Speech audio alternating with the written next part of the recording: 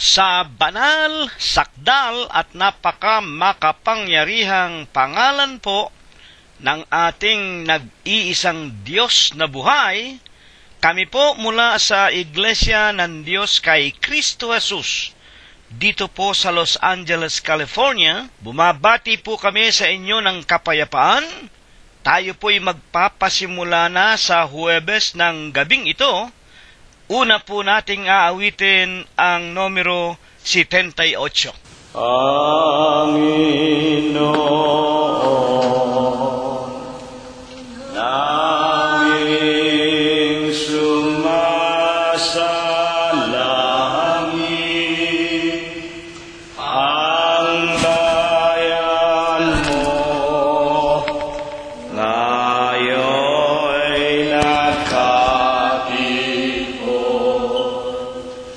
nagpupuri, nagpapasalamat sa buhay na aming nalalasap.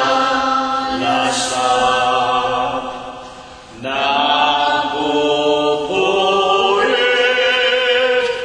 nagpapasalamat sa Diyos na nagliligtas. Pinupuri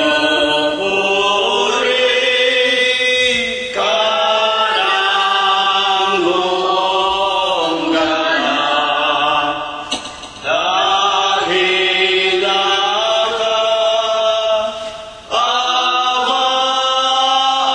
liyan, ang handog ko, nawa'y pagpalain, haing buhay sa iyong paningin. Alakip ang pusong nananalangin sa Iglesia ay panatili.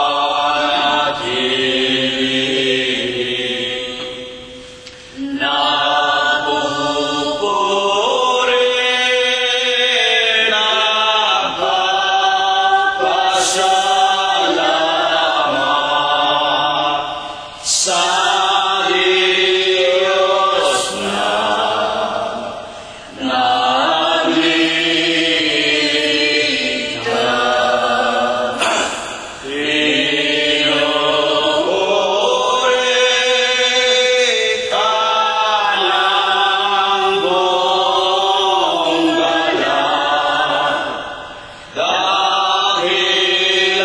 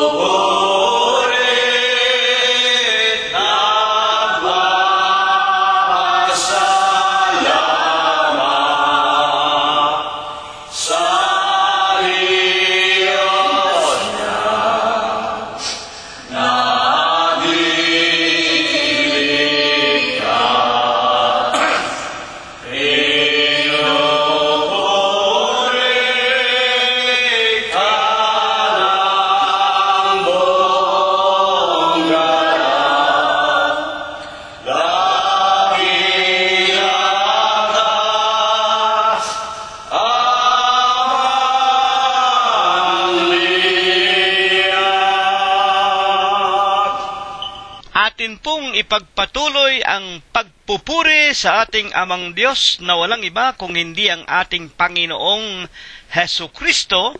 Numero 55 po naman ang ating aawitin. Sa lupa naribos ng ligalig, patnubay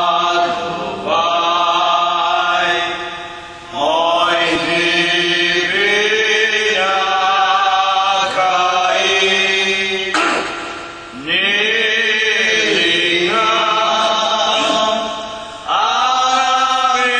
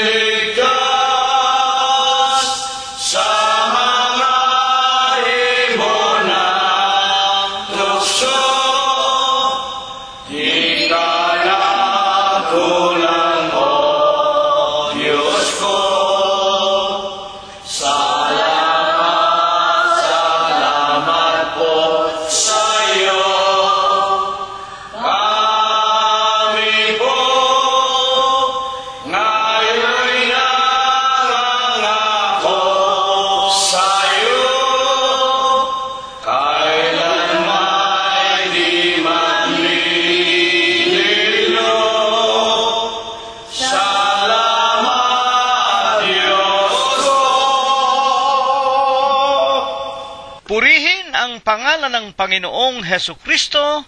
Huling awit, mga kapatid, numero 42 sa atin pong mga himnaryo. Pasalamat ang siyang hinahanap, ihandog ng lahat, ito lang ang tanging maibabayad sa Kanya.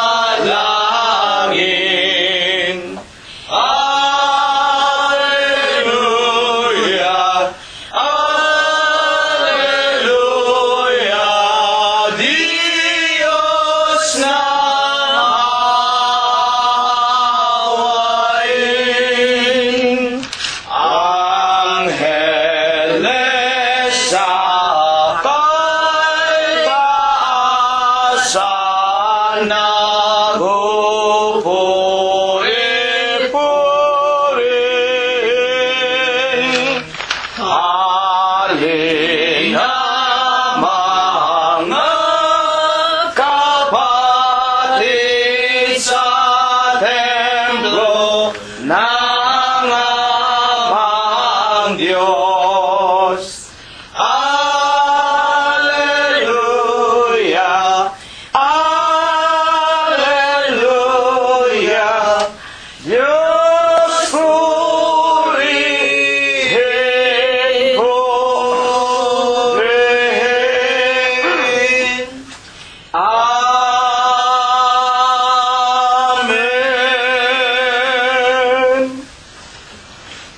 Sa banal at dakilang pangalan po ng ating Panginoong Heso Kristo, ako po ay bumabati sa inyong lahat ng kapayapaan. Purihin ang pangalan ng Panginoon. Purihin ninyo ang Panginoon, purihin ninyo ang Panginoon mula sa mga langit, purihin ninyo ang Diyos sa kanyang mga kaitaasan, purihin ninyo siya ninyong lahat niyang mga anghel, purihin ninyo siya buo niyang mga hukbo, mga hari sa lupa at lahat ng mga bayan, mga pangulo at lahat ng mga hukom sa lupa, mga binata at gayon din ng mga dalagang, mga matatanda at lahat ng mga bata. Purihin nila ang pangalan ng Panginoon, sapagkat ang kanyang pangalang mag-isa ay nabunyi, ang kanyang kalwalatian ay nasa itaas ng lupa at ng mga langit. Purihin natin ang pangalan ng Panginoon. Magsiawit tayo sa Diyos ng mga bagong awit at ng kanyang kapurihan sa kapisanan ng mga banal, sapagkat ang Diyos ay nalulugod sa kanyang bayan. Kanyang pagagandahin ang kaligtasan ng mga maaamo. Purihin natin ang pangalan ng Panginoon. Purihin natin ang Diyos sa kanyang santuaryo. Purihin natin siya sa langit ng kanyang kapangyarihan. Purihin natin ang Diyos dahil sa kanyang mga makapangyarihang gawa. Purihin natin ang Panginoon ayon sa kanyang marilag na mga kadakilaan at purihin ng lahat ng mga bagay na may hininga. Purihin nila ang pangalan ng Panginoon. Amen. Mga minamahal, mga iginagalang at mga pinagpipitaganan po naming mga tagapakinig. Una na nga po sa atin munang sariling sambahayan sa lahat ng ating mga kabiyak ng puso, mga anak, mga manugang, mga apo, kasambahay at mga kamag-anakan sa laman. Sa lahat po ng ating mga kaibigan na hindi nagsasawa sa ganitong mga mumunting mga gawang kabanalan, na ito po ang dahilan kung bakit tayo po ay nilalang ng Panginoon. Tayo po ay kanyang gawa. Binigyan pa niya tayo ng kanyang sariling larawan para po sa ating Panginoong Hesukristo, para tayong lahat ay lumakad sa mabuti at banal na daan na kanyang inihanda noong una pa. Ayon po sa Efeso 2:10, noong una pa bago niya nilalang ang sanglibutan. Pinasapit po tayong muli sa panibagong taong ito at nasa ikalawang buwan na po tayo. Ngayon po ay Huwebes na muli ng gabi, Febrero at 13 na po 2014. Hindi natin nalalaman nung nakaraang taon kung tayo'y sasapit pa sa araw at sa oras na ito. Datapwat salamat sa ating Amang Diyos na walang iba kung hindi ang ating Panginoong Hesukristo. Dininig ang ating mga pananalangin, ang ating mga samo. Ngayon nga po ipinagkaloob niya sa atin ang ating kahilingan na tayo'y pasapitin pa sa taong ito ng 2014. At kautangan naman natin, nagantihan din natin ng kabutihan ang Ama sa kanyang pag-ibig na ibinigay sa atin sa pamamagitan po ng pagtupad natin sa kanyang mga utos. Sa Huwebes po ng gabing ito, ihanda na po, italaga na natin ang ating mga puso at isipan, ang ating mga kaluluwa, maging ang atin pong mga banal na kasulatan. At bago po tayo magpasimula, hahandugan muna natin ang Ama ng isang marubdob, tao sa puso nating mga pagpapasalamat na bunga ng ating mga labi habang atin pong itinitiklop ang ating mga tuhod sa kanyang banal at malinis na pangalan. Dakilang Panginoon po naming Diyos, Amang lubos ka pong kagalang-galang, ikaw po ay Diyos, nasadya ka pong kapita-pitagan, nag-iisa ka pong Diyos na buhay, ikaw po ang may-ari, ang lumalang ng lahat ng mga bagay, ang pinakamakapangyarihan ka po sa lahat. Ama, na sakbibi ka sa iyong pag-ibig, sagana ka po sa kagandahan ng iyong mga kalooban, dakila ka po sa iyong mga pagbibiyaya, datapwat ikaw po ang Diyos na napakabanayad sa iyong mga kagalitan. Panginoon, sa napakamalinis, napakasakdal, napakamakapangyarihang pangalan mo pong Kristo Jesus, masusumpungan mo po muli kaming mga mag-aanak, mga magkakaibigan, mga magkakapatid sa iyong banal na iglesia, dito po sa silong ng aming mga dampang tahanan, na bagaman kami po nag-iisa, dadalawa o tatatlo lamang, hindi po namin ikinahihiya ang pangalan mo pong Kristo Jesus. Itinitiklop namin ang aming mga tuhod sa iyong banal na pangalan, sinasamba ka po namin, pinupuri, niluluwalhati ka namin, Panginoon, sa Espiritu mo po at sa iyong kagilagilalas na katotohanan.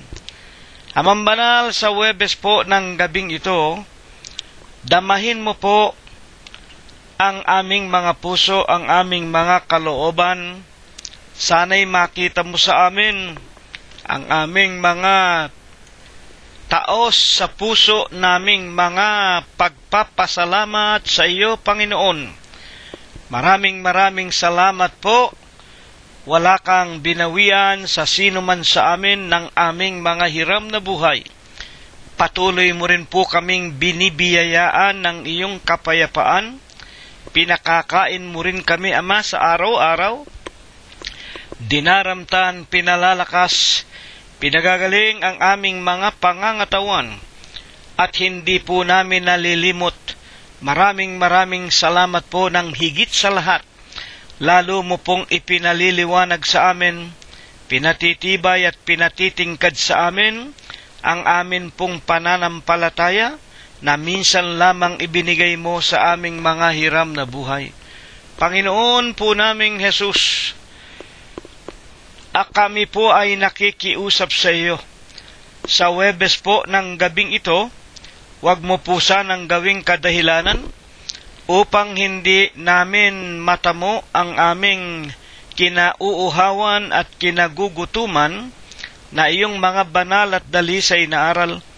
Nalalaman naming hindi mo tinatanggap, hindi mo dinirinig, hindi mo pinakikinggan ang panalangin ng mga taong nabahiran ng sari-saring kasalanan.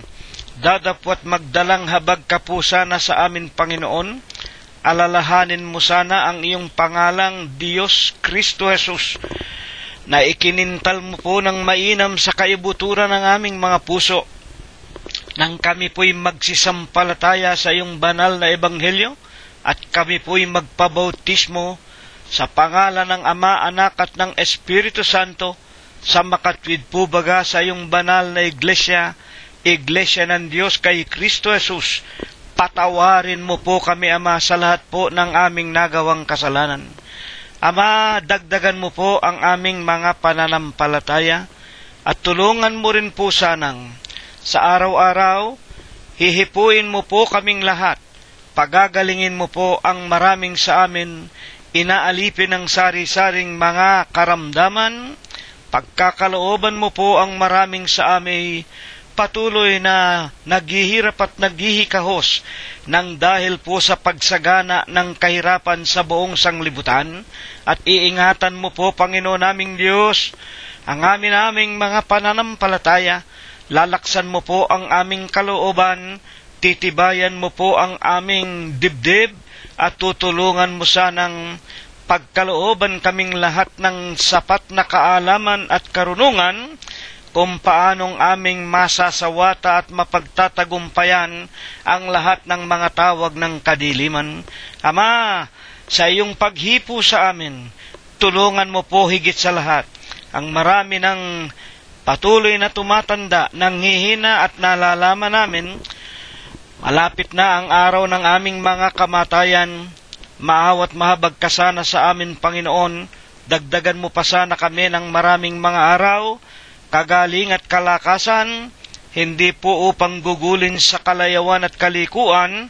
Gagabayan mo lamang kami ng iyong diwang banal, masulyapan mong pilit naming ginugugol ang lakas at buhay na ito sa mas maraming mga gawang kabanalan. Ama, pangunahin na nga po ang iyong walang kabuluhang alipin.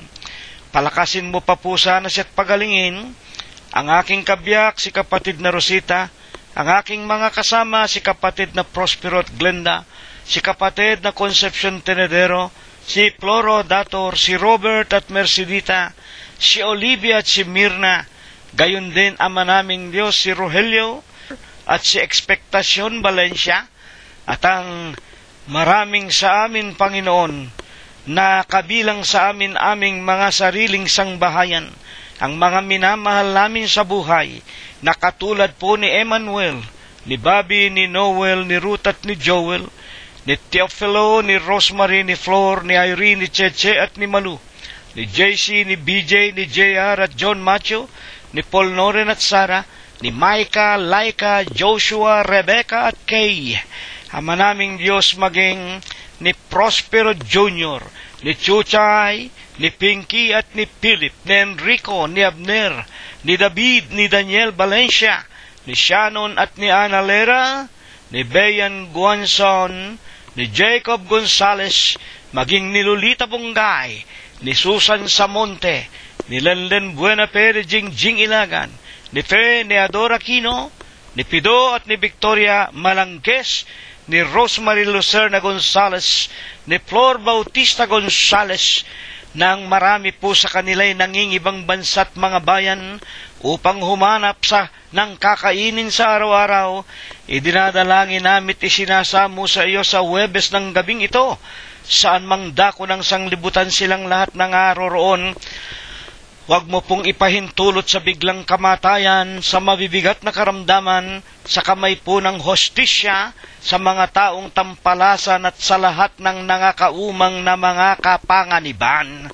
Ama naming Diyos, dinggin mo po ang aming mga pananalangin.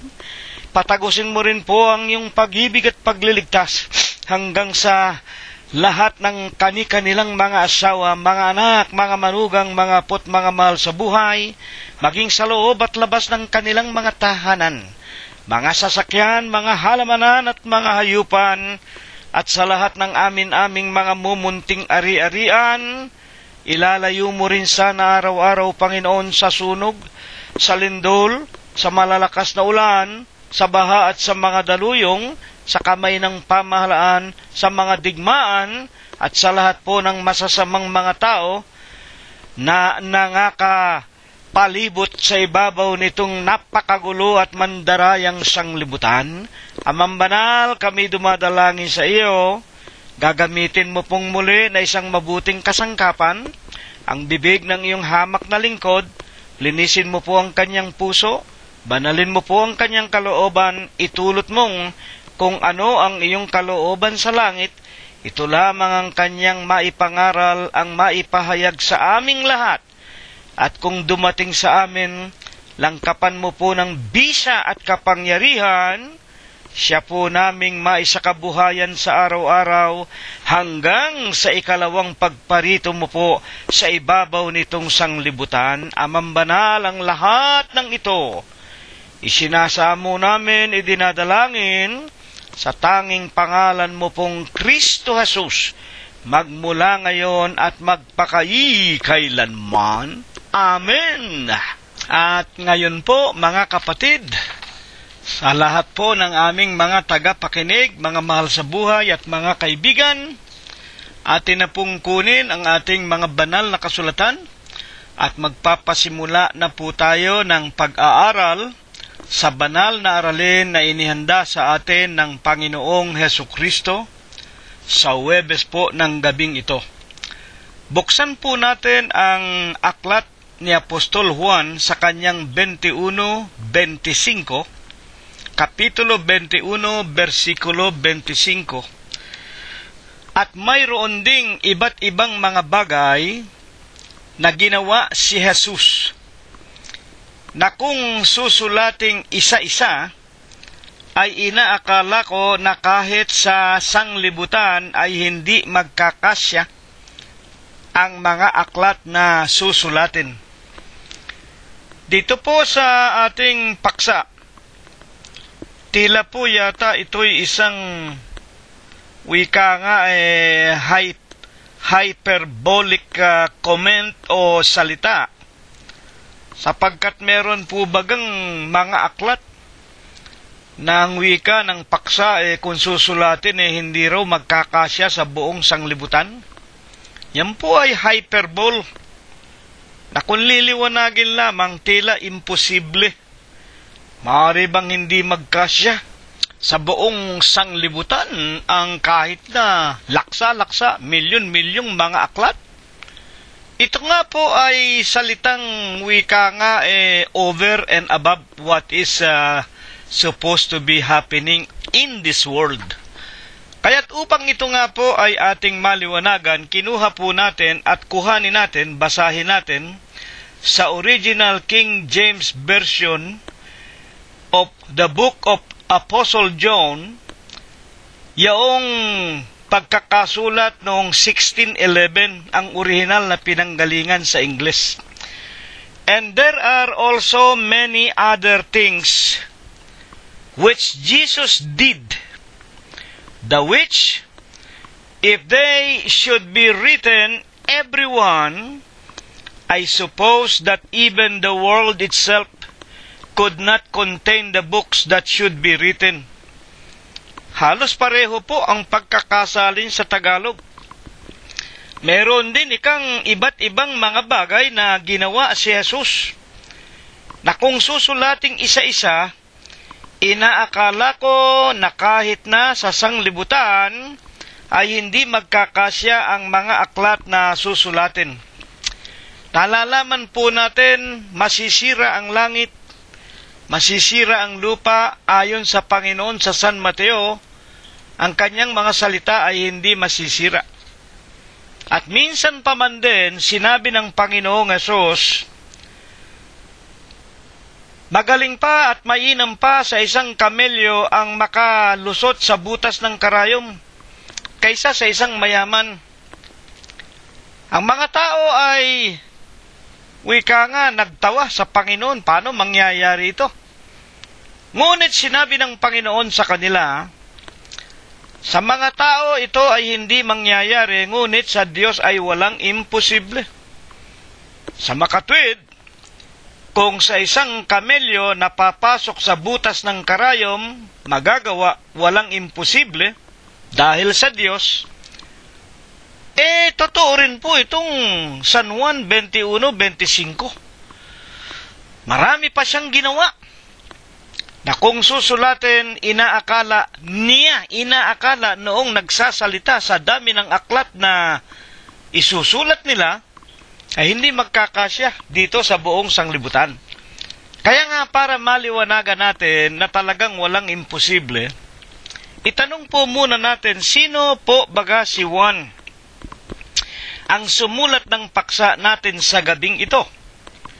Para makilala natin si Juan, kailangan po basahin natin ang Mateo Kapitulo 10 at versikulo 2. Ang mga pangalan niya ng 12 na apostol, ito po yung 12 tinawag mga unang mga apostol. Ang pangalan nga ng 12 na mga apostol ay ito. Ang una, si Simon na tinatawag na Pedro. Ito po yung Pedro na sinasamba ng simbahang Katoliko. Makinig po tayo mga kapatid.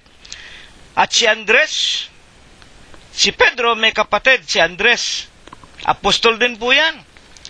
Si Santiago, na anak ni Zebedeo, at ang kanyang kapatid na si Juan. Sa makatwid, una si Pedro, ikalawa si Andres, magkapatid sila. Ang ikatatlo ay si Santiago, na anak ni Zebedeo, at ang ikaapat, si Juan, na kanyang kapatid.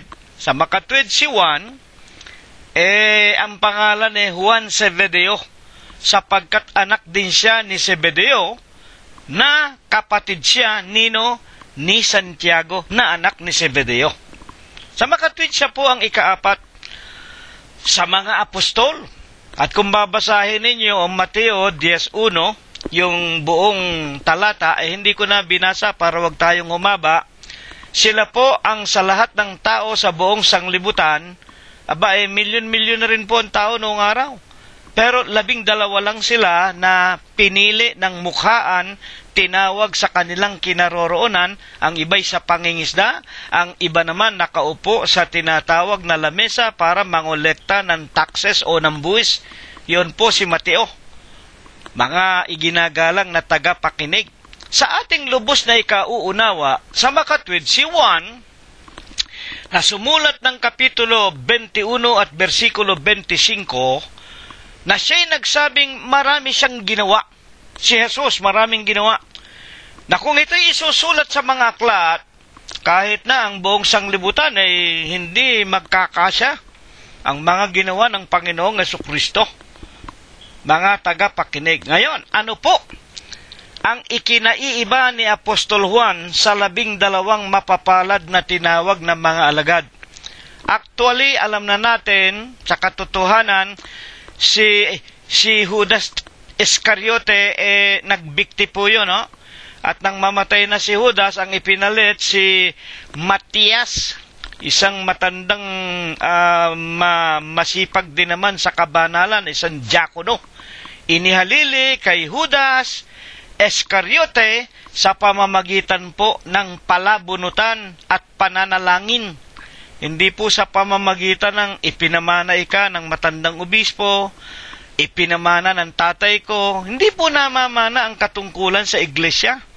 Ito po ay tawag ng Diyos sa mga ninanais niya at iniibig niya na ilagay sa wika nga katungkulan na pagka-apostol noong araw. Ngayon, sino nga po o ano nga po baga ang pagkakaiba ni Apostol Juan sa 12? Buksan po natin ang San Juan 21:20. Si Pedro, paglingon ay nakita yaong alagad na iniibig ni Jesus na sumusunod sa kanila. Meron pong isang tagpo dito. Ang Panginoong Jesucristo ay naglalakad, kasama niya si Apostol Pedro. Kilala naman natin si Pedro unang-unang tinawag siya ang pinaka-senior. At habang sila'y naglalakad, napalingon si Pedro sa hulihan at nakita niya merong sumusunod sa Panginoong Hesukristo. Sino nga po itong sumusunod? Yaong alagad na iniibig ni Jesus. San Juan 21:20, ituloy natin. At ito rin, itong sumusunod na apostol, ang humilig sa kanyang dibdib sa paghapon, doon sa huling hapunan, at nagsabi, Panginoon, sino ang sa iyo ay magkakanulo? Sa makatwid baga, meron pala isipan dito. Nakita ni Pedro sumusunod ang isang apostol. At sinabi niya sa Panginoon, Panginoon, sumusunod. Sa hulihan natin ang isa sa mga tinawag mo. At itong sumusunod sa iyo, ito ang humilig sa iyong dibdib. Sa huling hapunan, yung kanilang paghapon, huling hapunan yun yun ang Last Supper. Kaya nga ito nang ipinta sa isang larawan ni Leonardo da Vinci, yung sumusunod na yon ang nakahilig sa dibdib ng Panginoong Hesukristo. At iyon ang lalaki na si Apostol Juan. Bakit nakahilig sa dibdib? Sapagkat si Juan Bautista o si Juan, apostol, iniibig ng Panginoong Hesukristo, humilig sa kanyang dibdib, hindi niya sinasaway, sapagkat ibig din ng Diyos o ng Panginoon ang lalaking ito. Una po sa lahat, sa katotohanan, ang Diyos o ang Panginoong Hesus hindi po nagtatangi ng mga tao. Una na nga po sa 12 alagad, pare-pareho ang tingin niya sa 12. Kaya nga sinabi niya sa 12, huwag kayong magpatawag ng Ama, iisa ang Ama, ang Panginoong Diyos na nasa langit. Huwag kayong magpapatawag ng Panginoon, iisa ang Panginoon, ang Master ninyo, ang Guro, ang Panginoon nga, ang Hesukristo nga. Sapagkat kayo ang wika, kayong lahat ay mga magkakapatid. Yan po ang tingin ng Panginoong Hesus sa 12, sa lahat po ng tao, tayong lahat magkakapatid. Sa katotohanan, tayong lahat ay magkakapatid. Pag-usapan mo man yung laman, yung nanggaling sa putik, lahat tayo nanggaling kay Eva at kay Adam. Kaya dito'y maliwanag, para kay Pedro, Panginoon, sumusunod sa likod natin ang iyong iniibig na alagad. At para nga makilala yung iniibig, titignan mo yung Last Supper. Yung nakahilig sa dibdib ni Jesus, walang iba kung hindi ang Apostol Juan na sumulat nitong ating paksa na pinag-uusapan. Ngayon, ano ang isinagot ng Panginoong Hesus? Nang malaman niyang napuna ni Pedro na sumusunod yung kaibigan niya o yung iniibig niya na si Juan, Apostol. San Juan 21:21, pagkakita nga ni Pedro sa kanya ay nagsabi kay Jesus, Panginoon, ano ba ang gagawin ng taong ito? Pinagsabihan pa ng lalaking si Pedro, sumusunod si Juan sa likod, si Juan Apostol, ano bang gagawin itong taong ito? Ba't sumusunod sa atin, Panginoon? Ano nga ang sinagot ng Panginoon kay Pedro? 21:22, ng San Juan din po. Sinabi sa kanya ni Jesus, kung ibig kong siya ay manatili hanggang sa ako ay pumarito, ang tinutukoy na ng Panginoon dito, yung ikalawang pagparito. Kung ibig ko na siya'y manatili hanggang sa ako'y pumarito, ano nga sa iyo? Sumunod ka sa akin. Dito merong aral na itinuturo ang Panginoon kay Apostol Pedro. Ano ba pakialam mo? Bakit ba gusto mong tumigil sa pagsunod sa akin si Juan Apostol? Siya'y aking iniibig, siya'y aking kaibigan. Nakatulad din naman ninyo, pare-pareho kayo sa akin, kayong lahat ay magkakapatid lamang. Yun ang ibig ituro ng Panginoon. Ano bang pakialam mo, bakit ka naiinis? Bakit ka naiinis kay Juan? Sinasabi mo, iniibig ako ni Juan, pero lahat naman kayo iniibig ko. Ang wika nga ng Panginoong Hesukristo, mga kapatid, ipinagmamalasakit tayo. Tayong lahat na mga magkakapatid sa kanyang banal na iglesia o sa kanyang banal na katawan. Kaya nga ang aral kay Apostol Pedro, bakit nga? Ano ang pakialam mo? Kung ibig ko na siya man ay mabuhay hanggang sa aking ikalawang pagparito, ano nga sa iyo? Kaya nga kumalat nga po sa 21:23, kumalat nga ang chismis na yon. Kumalat nga ang sabi-sabing ito sa gitna ng mga kapatid na ang alagad na yaon ay hindi mamamatay. Gayunman, hindi sinabi ni Jesus sa kanya na hindi mamamatay si Juan Apostol, kundi kung ibig ko. Makinig tayong mabuti, may aral dito. Kung ibig ko, kung ibig ng Panginoon, siya'y mananatiling buhay hanggang sa kanyang ikalawang pagparito. Sa makatwid, ang aral dito, sino ba nagbibigay ng buhay? Sino ba nagpapagaling ng karamdaman? Sino ba ang nagliligtas sa lahat ng mga wika nga, mga nakawawasak na bagay sa katawan ng isang tao sa lupa? Kung hindi ang Diyos, ako ang bumubuhay, ako ang pumapatay. Sa makatwid, ang Panginoong Jesucristo, siya rin ang Diyos. Sapagkat sinabi niya, ano nga sa iyo, Pedro, kung ibig ko, buhay siya hanggang ikalawang pagparito ko. Ano sa iyo? Meron bang bagay na imposible sa Diyos? Sino nagsasalita? Ang ating Panginoong Jesucristo. Sa makatwid, walang bagay na imposible sa Panginoon. Sa katotohanan, hindi naman sinabi ni Jesus na mananatili siyang buhay hanggang second coming. Ang sinabi ng Panginoong Jesus, kung ibig ko. Hindi nga po ibig.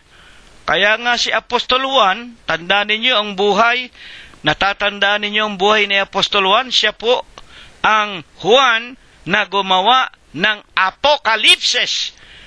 Ayon sa wika nga kasaysayan ng kanyang biografiya o kasaysayan ng kanyang buhay, doon po siya namatay sa pulo ng Patmos, humigit kumulang anyo 96. Maliwanag po ang ating pag-aaral. Kaya, bakit po naman dapat panaligan o tanggapin ang ating paksa na sinalita at isinulat ni Apostol Juan 21-25 ng kanyang aklat? Juan, mayroon ding iba't ibang mga bagay na ginawa si Jesus na kung susulating isa-isa, inaakala ko na kahit sa sanglibutang ito ay hindi magkakasya ang mga aklat na susulatin. Ayan, ang ganda ng tanong natin.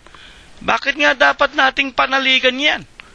Mga kapatid, pagkatapos na malaman natin si Apostol Juan pala, siya ang iniibig ng mga apostol, iniibig ng Panginoong Jesus ayon kay Apostol Pedro. Ayon kay Pedro. Pero ayon sa Panginoong Jesus, wala po siyang itinatanging tao. Ang lahat ng apostol magkakapatid lang. Walang wika nga makakahigit sa 12, pare-pareho sila. Gayon din sa atin sa huling araw, lahat tayo anak lang ng Diyos, lahat tayo magkakapatid lang sa pananampalataya. Ano nga po ang dahilan? Bakit kailangang panaligan natin ang salita ni Apostol Juan? Na talagang kung susulatin ang iba na mga ginawa pa ng Panginoon, kahit ang sanglibutan parang cabinet na magiging masikip para sa mga aklat na kinaroroonan ng lahat ng kanyang mga ginawa. Unang Juan, Kapitulo 1, versikulo 1, bukod sa pagiging siya po ay mahilig, ibig sabihin malapit, laging nakahilig sa dibdib ni Jesus. Kaya si Leonardo da Vinci, nang ipintura si Juan, apostol, nakahilig sa dibdib ng Panginoong Jesus. Unang Juan 1:1, yaong buhat sa pasimula, ang nagsasalita yung sumulat, si Juan, yaong buhat sa pasimula, yaong aming narinig, ayan, 12 mga apostol, yaong amin, plural, narinig namin, yaong nakita ng aming mga mata, yaong aming namasdan, yaong aming nahipo ng aming mga kamay, tungkol sa salita ng buhay. Mga kapatid, at sa 1:2, at ang buhay ay nahayag. Alin yung nahayag? Nakita nga namin kaya nahayag. Aming nakita, pinatototohanan namin, sa inyo'y aming ibinabalita. Alin yan? Ang buhay. Ang buhay na walang hanggan, nakasama ng Ama, at sa atin ay nahayag. 1:3 ng unang Juan din, yaong aming nakita at narinig, siya rin naming ibinabalita sa inyo. Bakit? upang kayo naman ay magkaroon ng pakikisama sa amin? Oo, at tayo ay may pakikisama sa Ama at sa Kanyang anak na si Hesukristo.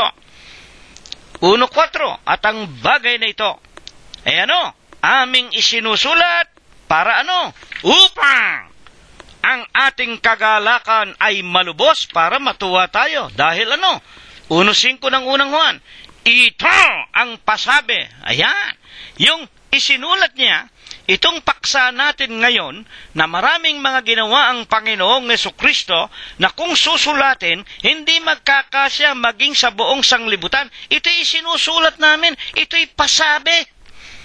Ipinasasabi sa amin, ng buhay na walang hanggan ng Panginoong Hesukristo, ng Ama at ng Anak ang wika, at ito ang pasabing aming narinig sa Kanya at sa inyo'y aming ibinabalita na ang Diyos ay ilaw at sa Kanya'y walang anumang kadiliman. Amen. Kung sinasabi man na ito ang ipinadadala ng Ama kasama ng ating Panginoong Hesukristo na anak, ipinasusulat sa atin para magkaroon tayo ng kagalakan.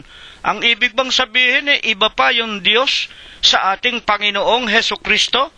Buksan natin ang aklat din ni Apostol Juan 1 sa kanyang kapitulo 5, versikulo 20. At nalalaman natin na naparito ang anak ng Diyos. Ayan nga po, Panginoong Hesukristo.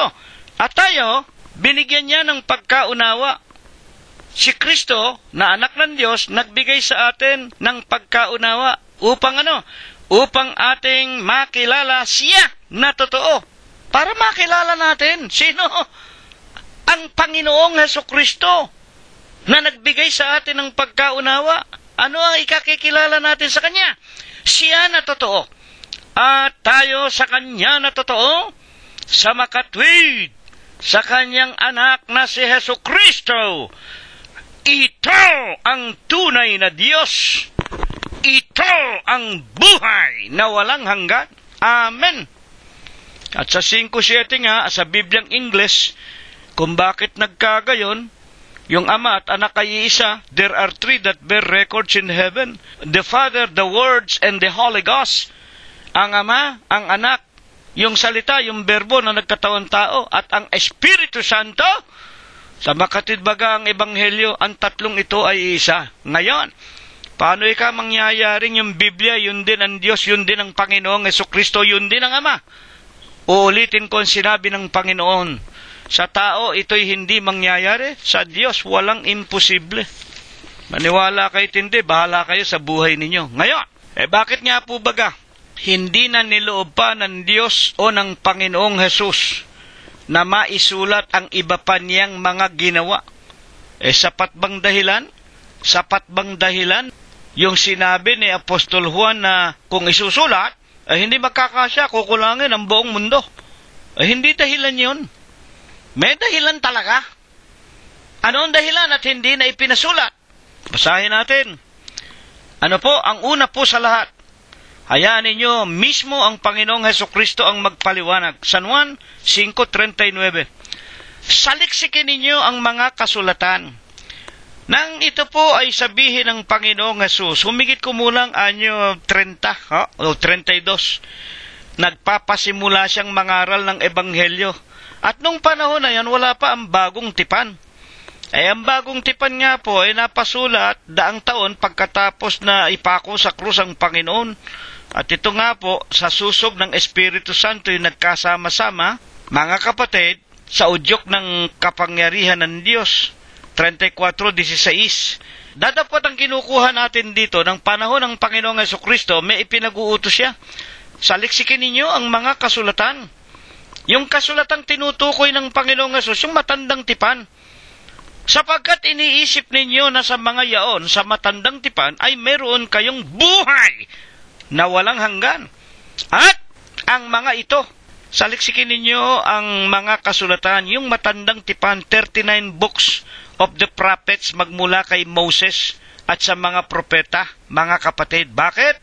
Ito ang mga papatotoo tungkol sa akin. Anong ibig sabihin ito? Hindi na po kailangang ipasulat pa o mapasulat pa ang napakaraming aklat ayon kay Apostol Juan. Kung isusulat pa ang ibang mga ginawa ni Jesus, kukulangin ang buong sanglibutan.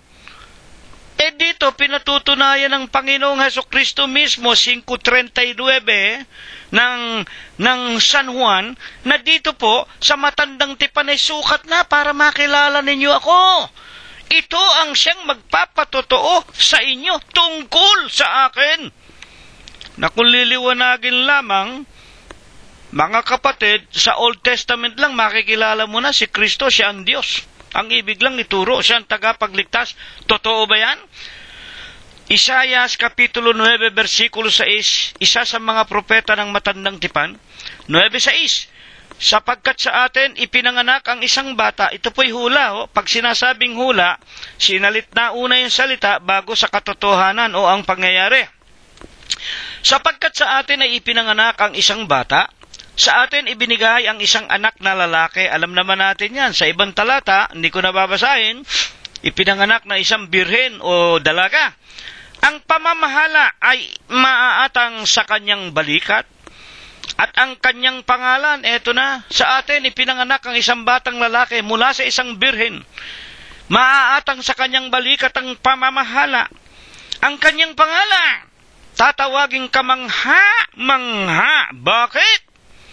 Tagapayo, makapangyarihang Diyos, walang hanggang Ama, Pangulo ng kapayapaan. Amen. Sino ba yan? Ipinanganak ng isang birhen. At bakit tinatawag na kamangha-mangha ang pangalan niya? Makapangyarihang Diyos, walang hanggang Ama, Pangulo ng kapayapaan. O 2:10 ng Filipos, sa pangalan ni Jesus, iluluhod ang lahat ng tuhod, ng nasa langit, ng nasa lupa, at ng nasa ilalim ng lupa. O kamangha-mangha. Meron bang pangalan sa silong ng langit na katulad ng Kristo Jesus, na kung may Diyos pa sa langit, luluhod kay Kristo? At kung may Diyos sa lupa, luluhod sa pangalan ni Kristo? At kung may Diyos pa sa ilalim ng tubig, lahat sila'y luluhod sa Panginoong Hesukristo? Kaya nga kung tawagin sa Apokalipsis, ang Berbo ng Diyos, Hari ng mga hari, Panginoon ng mga Panginoon. Kamangha-mangha ang pangalan ng Panginoon. Sa mga tweet, siya po ang Diyos. Sa matandang tipan pa lamang mauunawaan na natin, siya ang Diyos na nagkatawang tao. Napakaliwanag po. Mga iginagalang na mga magulang, kaya hindi na kailangan dagdagan pa ang Biblia. Simbahang Katoliko, ang ginawa, meron pa silang apokripa. Ay, mga Mormons, may mga aklat pa sila ni Aman, may aklat pa sila ni Joseph Smith. Yung mga Protestante, may kani-kanyang sarili silang aklat. Hindi na po kailangan. Kaya nga ang wika sa 34:16 ng Isaias, basahin ninyo.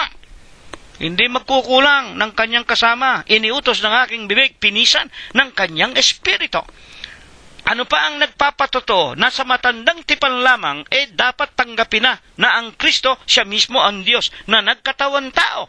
Buksan ninyo, mga kapatid, ang Deuteronomio 18:18 at 15. Sapagkat ang Diyos ay magtatayo sa gitna ninyo ng isang lalaki na katulad ko, at pagdating niya, sa kanya na kayo makikinig. Napakaganda.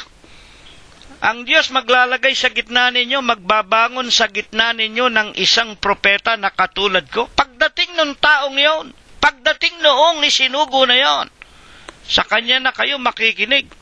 Mga kapatid, ang ibig sabihin ng lalaking si Moses, ang Panginoon, mula sa inyong angkan, 12 yan sa gitna ninyo. Nasa kalagitnaan nga po yung Huda, angkan ni Huda ibabangon ang isang lalaki na katulad ko. At sapagkat mukhang tao, akala ni Moses taon-tao rin ang isusugo. Mga kapatid at mga magulang, kaya nga't sinabi sa Romanos 9:5, ayon kay Apostol Pablo, at sa kanila ang mga magulang, yung mga Hudyo, mga Israelita, sa kanila nanggaling ang Kristo ayon sa laman. Sino yon? Diyos na maluwalhati, magpakaikailanman. Amen. Ayon kay Apostol Pablo, Romanos 9:5, basahin ninyo. Lalo na sa King James Version, 1611, English Version, napakaliwanag. Mga kapatid at mga magulang, siya rin, yaong Diyos na nagkatawan tao. Ngayon, ang tanong natin, nagkatotoo ba yan? Na nagkaroon nga ng katuparan, na nagkaroon nga ng isinugo ang Diyos sa bansa ng Israel, na sa Kanya na lamang sila makikinig. 3:20, Aklat ng Mga Gawa. Ito ang sinasabi, unahin natin ang 3:22.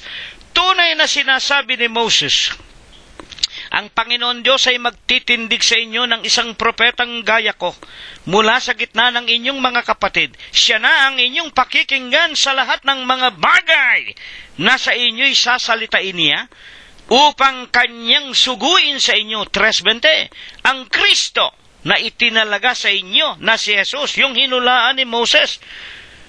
At mangyayari, 3:22 o 3:23 ng Gawa, na kung ang sinuman ng bawat kaluluwa na hindi makinig sa propetang yaon kay Kristo Jesus, pupuksaing lubos mula sa gitna ng bayan, papatayin. Pag hindi kayo nakinig kay Kristo. Mga tagapakinig na iginagalang namin at mga minamahal namin sa loob ng iglesia ng Diyos kay Kristo Jesus. Sa ikapagpapatuloy pa po natin, ayon po sa banal na kasulatan. Bakit nga po baga, hindi na nga po niloob pa ng Diyos? Pagkatapos na maunawaan natin, hindi na niloob na mapasulat yung iba't iba pang mga ginawa niya, na mapupuno sana ang buong sanglibutan, hindi magkakasya. Sinabi nga ng Panginoon, basahin na lang ninyong Matandang Tipan. Sampalatayanan na lamang ninyo yan, tapos na. Makikilala na ninyo. Yan ang magpapatunay sa inyo kung sino ako. Ngayon, ayaw pa rin tanggapin ng mga tao.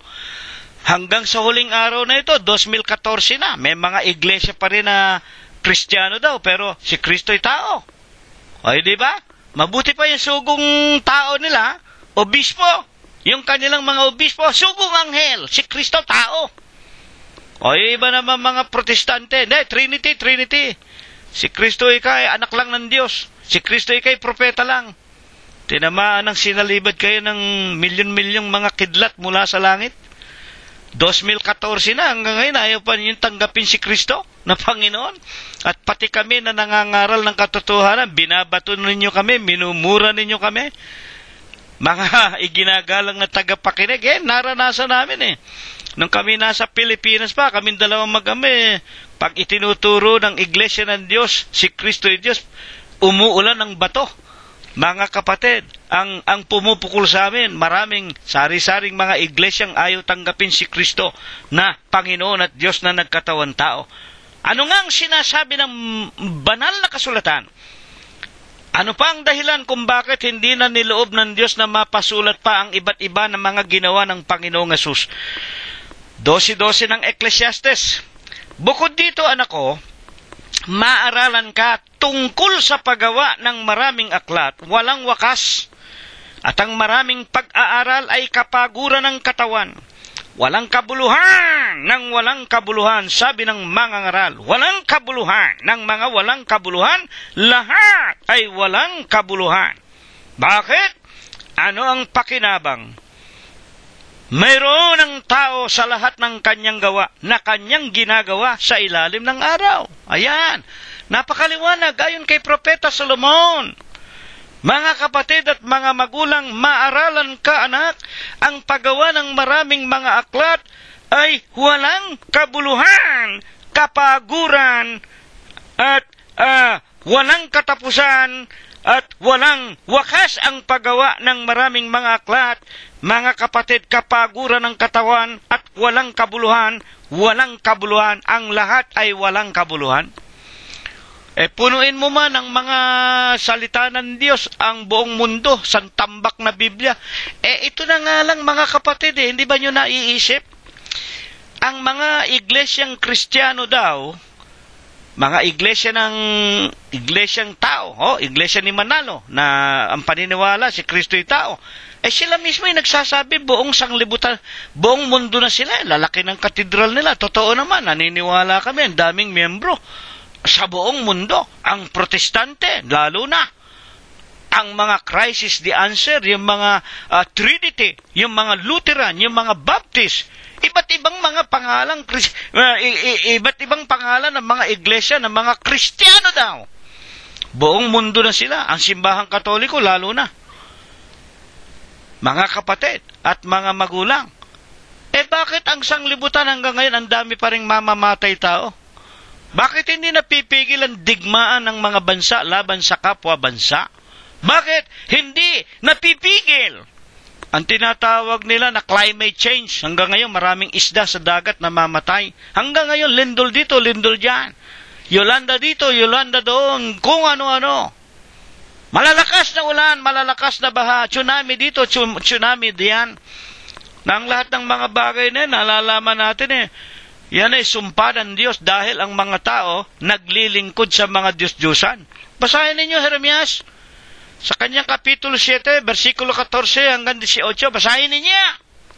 At sa katotohanan, walang kagalingan yan Ang lahat ng tao sa buong mundo, halos, sumasamba sa mga larawan. Kung hindi man sa larawan, mga kapatid, sa mga utos-aral ng mga tao, mga Hudyo at ng mga demonyo.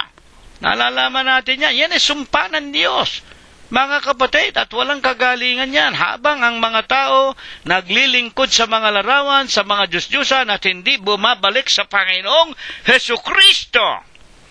Basahin ninyo Malakias 3:7 at sa Isayas 1:18 at 19. Siya lang ang pag-asa natin. Kaya ang Iglesia ng Diyos, kahit na kami pinakamahirap, pinakamalit, pinakakakaunti, ipinagsisigawan namin ang Panginoong Hesukristo. Siya lang ang dapat nating paglingkuran. Siya lang ang dapat nating balikan. Kaya nga hindi na po kailangang magdagdag pa ng Biblia. Hindi na po kailangan, sukat na yung 66 na aklat na iniutos ng bibig ng Panginoon, pinisa ng kanyang espiritu. Sa huling araw na ito, ngayon, huling-huling katanungan po natin. Uulitin ko po ang tanong, tungkol po sa mga banal na kasulatan, bakit nga po baga niloob ng Diyos ang kasalukuyang pagkakapisan o pagkakasama-sama ng 66 na aklat? Sa Matandang Tipan, 39, at sa Bagong Tipan, 27, na kung susumahin natin, 66 books in one. Bakit ito na lang? Bakit hindi nagdagdag ng iba pa? Bakit hindi isinasama yung mga apokripa ng simbahang Katoliko? Unang Korinto 4:6, buksan ninyo ang inyong mga Biblia, ito ang dahilan. Ang mga bagay ngang ito, mga kapatid, ang nagsasalita si Apostol Pablo, ang sugo sa mga hintil sa labas ng bansa ng Israel. Ang mga bagay nga ito, mga kapatid, inianyo ko sa halimbawa sa aking sarili at kay Apolos dahil sa inyo, upang sa amin ay mga tuto kayo na huwag magsihigit sa mga bagay na nangasusulat, upang ang sino man sa inyo huwag magpalalo ang isa man laban sa iba. Sa makatuwid, merong utos pala ang Diyos sa pamamagitan ni Apostol Pablo. Huwag magsigit sa mga nasusulat. Meron na kayong 66 book, 39 Old Testament, 27 New Testament. Sukat na yan. Ang lahat ng mga bagay na yan, katulad ng paksa na napakinggan natin ng nakalipas na linggo, nangapasulat sa ikatututo natin, para ang mga anak ng Diyos tinuro ang lubos sa lahat ng gawang mabuti. Sukat na yang 66 books. Kung yan nga lamang 66, hanggang ngayon marami pang hindi nakakaintindi sa inyo. Magmula Genesis hanggang Apokalipsis, wala pang natututo sa inyo. Daragdagan pa natin ang mga tulad ng simbahang Katoliko. Hindi sila makapagturo ng katotohanan sa banal na kasulatan. Tulad na nga po lamang ng aklat ni Moses sa aklat ng Exodus. Sa Kapitulo 20, versikulo 1 hanggang 5, hindi nila maituro Huwag kang magkakaroon ng ibang Diyos maliban sa akin.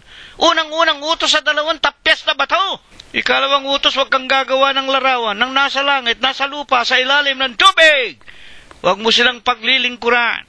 Huwag mo silang sasambahin. Yan naman ang ginagawa ng simbahang Katoliko. Kung alin yung bawal, yun ang ginagawa. Isipin mo nga yan. May mga apokripa pa kayo? Marami pa kayong idinagdag?